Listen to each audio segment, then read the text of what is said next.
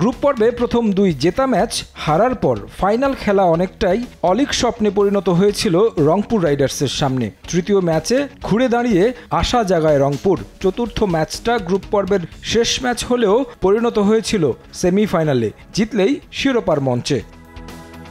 এমন ম্যাচে গায়ানায় বারবার বৃষ্টির বাধা। টস জিতে পাকিস্তানের ফ্র্যাঞ্চাইজি লাহোর কালান্দার্সের বিপক্ষে ব্যাট করতে নেমে উড়ন্ত সূচনা রংপুর ব্যাটারদের। স্টিভেন টেইলর আর সৌম্য সরকারের ওপেনিং জুটি স্থায়ী হল 47 রান পর্যন্ত।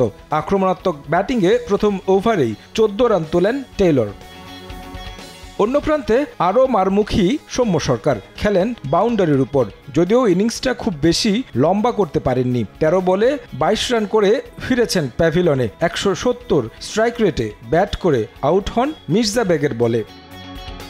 শুরুটা আক্রমণাত্মক করলেও পরবর্তীতে ধীরগতিতে খেলেন টেলর। তার ব্যাট থেকে আসে 27 বলে 32 রান। যদিও শেষ পর্যন্ত তিনি অপরাজিতই ছিলেন। তাকে সঙ্গ দিতে এসে টাইগার ব্যাটার সাইফ হাসান খেলেন প্রায় 193 স্ট্রাইক রেটে। 4 বাউন্ডারি আর 1 ওভার বাউন্ডারিতে 14 বলে করেন 27 রান। 1 উইকেটে রংপুর রাইডার্স সংগ্রহ করে 85 রান। তবে বৃষ্টি আইনে লাহোর কালান্দার্সের সামনে টার্গেট দাঁড়ায় 111। চ্যালেঞ্জিং টার্গেটে ব্যাট করতে নেমে শেখ মেহেদির বোলিংয়ের সামনে শুরুতে টপ অর্ডার হারায় লাহোর কালান্দার্স। দলীয় 1 রানে অ্যাডাম রসিংটনকে রান আউটের ফাঁদে ফেলেন। এরপর জোড়া আঘাত শেখ মেহেদির লুক ওয়েলস ও মোহাম্মদ ফয়জানকে ফিরিয়ে পাকিস্তানের দলটির মেরুদণ্ড ভেঙে দেন ডানহাতি স্পিনার।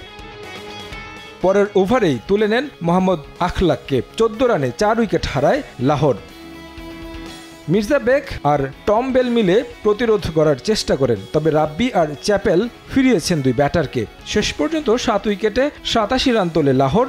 বৃষ্টি আইনে 23 রানের জয় নিশ্চিত হয় রংপুর রাইডার্সের। ফাইনালে লাল সবুজ প্রতিনিধিদের প্রতিপক্ষ ক্রিকেট ভিক্টোরিয়া। তারেক হাসান শিমুল, সময় সংবাদ।